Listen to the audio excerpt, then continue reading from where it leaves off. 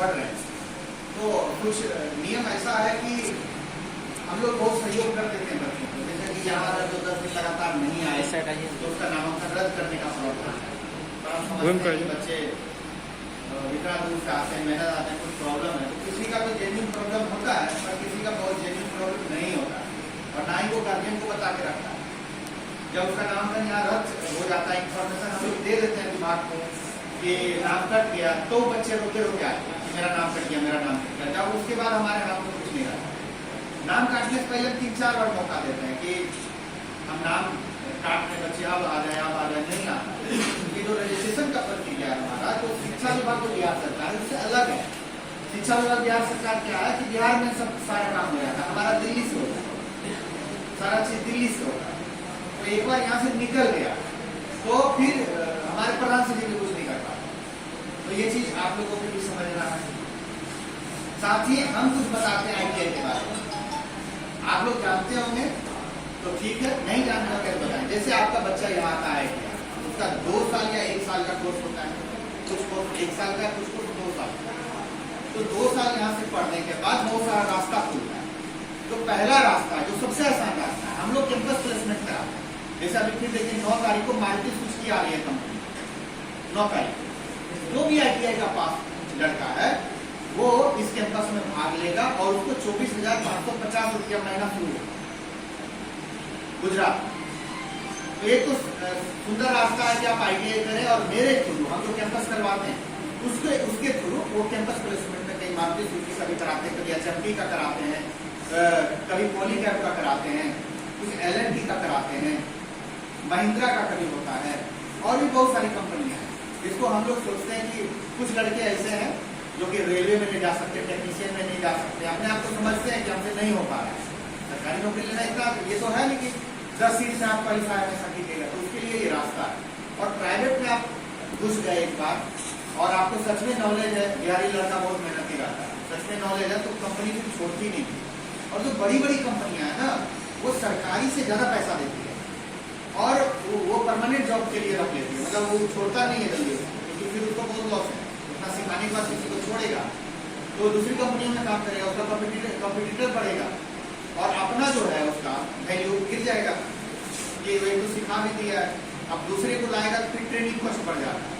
तो एक बार अगर घुसा प्राइवेट कंपनी में, हो सकता है शुरू में वेतन कम हो, लेकिन अगर वो टिक गया तो वो फिर सरकारी से कम है और उसका लाइफ स्टाइल थोड़ा और यूनिक, उसका स्मार्टनेस सरकारी वाला स्मार्टनेस से ज्यादा हो जाता है।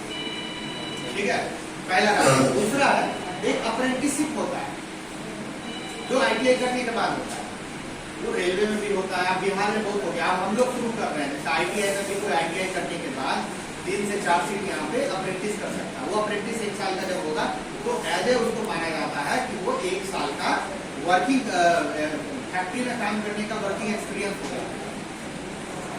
तो उससे क्या होगा कि दूसरी कंपनियों में एक तो उसको माना जाएगा कि 1 साल हमारे ये काम किया हुआ है तो उसको प्रेफरेंस दिया जाता है। दूसरा प्रेफरेंस ये है कि बहुत सारा ऐसा जॉब निकलता है जिसमें होता है कि आपको ITI के बाद कोई एक कोर्स करना है, तो या तो CTI किए हुए हो या अप्रेंटिस किए हुए, तभी वो फॉर्म भर सकता है। तो वो दूसरा फायदा हुआ। तीसरा फायदा हुआ कि वो डिप्लोमा कर सकता है ITI के बाद। तो डिप्लोमा 3 साल का कोर्स होता है, तो 3 साल के कोर्स में जिसको 1 साल छूट मिल जाता है, वो 2 साल में पूरा डिप्लोमा करते हैं। और चौथा है कि आप कहीं भी मतलब सरकारी नौकरी में आप एलिजिबल हो गए फॉर्म भरने के लिए, जैसे PSU से कोई टेक्नीशियन का फॉर्म निकलता है तो बाकी इंटर और BA किए हुए लड़का नहीं भर सकता है, लेकिन जो ITI किए हुए है वो भर सकता है उसमें फॉर्म। अभी हमारा ISRO और बात तो सब जानते होंगे ना, जो हमारा उपग्रह और मिसाइल बनाता है, उसमें हमारा लड़का लगभग जिला से 10-12 हो गया है। एक लड़का तो 6ठा रैंक लाया, मेरा लड़का यहाँ पर। तो बहुत कम लड़कों को इस सब के बारे में जानकारी होती है, तो हम अपने अनुदेशकों को बोलते हैं कि जब फॉर्म आता है कैसे भरा जाता है, ये सब सिखाने के लिए। तो कोशिश कीजिए कि यहाँ 2 ही साल रहना है, तो अपने बच्चों को कहिए कि ज्यादा टाइम दे। जैसे हम क्रिकेट खिलवा रहे हैं, उसका स्मार्टनेस बढ़वाने के लिए अभी टूर्नामेंट चालू हो जाएगा हमारा 8 तारीख, पिछले साल भी करवाए थे, इस साल भी करवाए। स्मार्टनेस बढ़ाने के लिए काम करते हैं, कुछ कंप्यूटर कोर्स करवाते हैं ताकि वो सिर्फ पढ़े नहीं, पढ़ना तो कोचिंग में भी पढ़ सकता है, उसकी क्वालिटी थोड़ी इंप्रूव करता है, और जिसमें क्षमता होता है उसकी तो आपको ऐसे भी पड़ता है। और मशीन से छेड़खानी अगर करना तो आप नहीं कर सकते। आप एक बार निकल गए तो आप मशीन को कौन छूने देगा? आप चाह भी लीजिएगा कि वहाँ लेथ मशीन रखा हुआ है, हम जानते हैं, दुकान में गए कि हम थोड़ा बनाने देगा, नहीं दे बनाने देगा, बोलेगा खराब कर दोगे, ये कर दोगे। तो हमारे पास ये 2 साल में एक मौका तो एटलीस्ट आता है कि हमारे पास जितनी मशीनें हैं वर्कशॉप में उसको हम छू सकते हैं। हमारे अनुवेशक हैं, वो बता दें, एक मोटा जानकारी तो हासिल कर लें, उसके बाद हो सके अपना बिजनेस चालू करें। एक अभी देखिए जो इलेक्ट्रीशियन और मैकेनिकल इलेक्ट्रॉनिक्स का स्टूडेंट है उसके लिए पीएम सूर्य योजना अभी बहुत लेटेस्ट आया है। सरकार क्या कर रहा है, पूरा भारतवर्ष में सबके छत पे सोलर लगाने का योजना बना, सोलर प्लांट, उसके लिए सब्सिडी देना चालू कर दिया है। तो इसके लिए हमारे पास जो ट्रेनिंग किया हुआ रहे, ITI के अलावा हम फ्री में करवाते हैं पीएम सूर्य योजना का ट्रेनिंग। अगर वो 6 दिन का ट्रेनिंग को किया हुआ है तो आने वाले समय में सरकार उसको वेंडर सर्टिफिकेट देने वाला है। मतलब सोलर लगाने का जो सर्टिफिकेट ठेकेदार को मिलता है वो हमारे स्टूडेंट को मिलेगा, वो चाहे तो अपना बिजनेस चालू करें। इस एरिया में बहुत लगेगा सोलर, सरकार अपनी योजना को थोड़ा सा यूज करेगी, थोड़ा सा और बेनिफिट देना चालू करेगी पब्लिक को सुविधा लगवाएगा। जब लगवाएगा तो किसी का बिजनेस तो चलेगा। वैसे में सोलर जो वेंडर है उसी पास से सामान खरीदा जाएगा और वो वेंडर का सर्टिफिकेट हमारा स्टूडेंट को मिलेगा। ये सारी चीजें हैं। तो आप सिर्फ 2 साल के लिए भेजते हैं बच्चों को। बच्चे क्या करते हैं कि बच्चे सीरियसली नहीं लेते, बहुत सारे बच्चे सीरियसली लेते हैं, लेकिन बहुत सारे बच्चे ITI को सीरियसली नहीं लेते।